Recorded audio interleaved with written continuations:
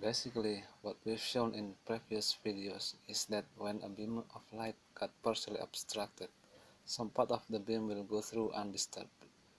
Some part will be reflected at high angle. Some will be deflected, which is essentially reflected at low angle.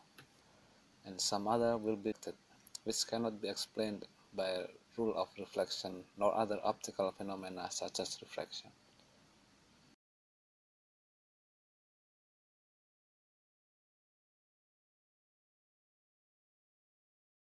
In previous videos, we have seen that diffraction can occur not only by opaque obstacles, but also by transparent obstacles as well. This raises a question of whether it is possible to obstruct a light beam without causing it to diffract. All obstacles that we have used so far cause diffraction of light.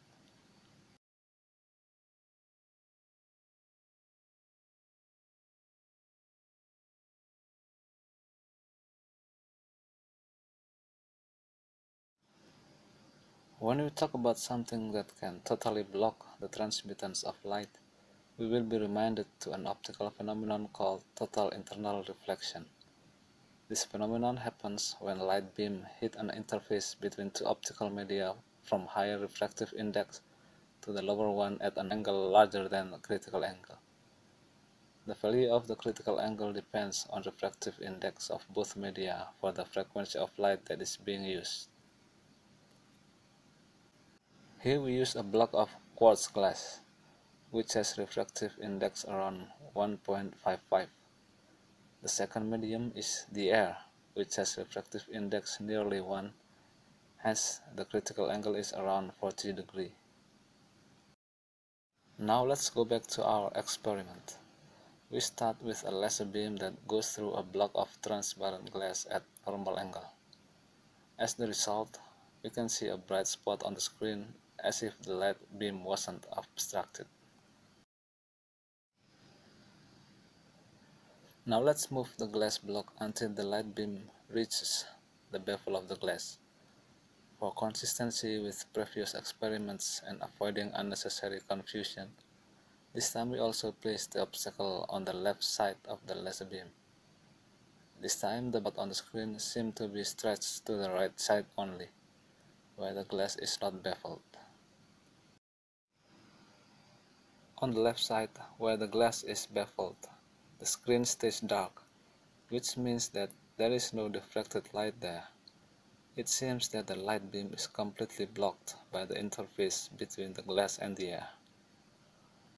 As you can see here, the glass block is beveled on its corners. If light beam hits the bevel, it will experience a total internal reflection since its incident angle is significantly larger than the critical angle.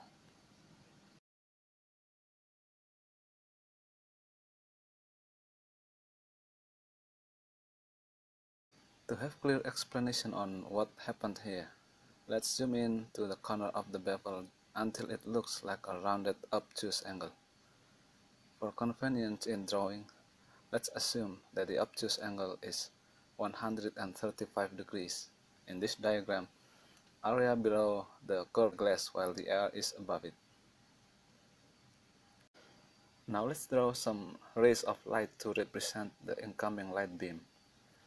The next step is to draw dashed lines to represent the normal line of each incident point.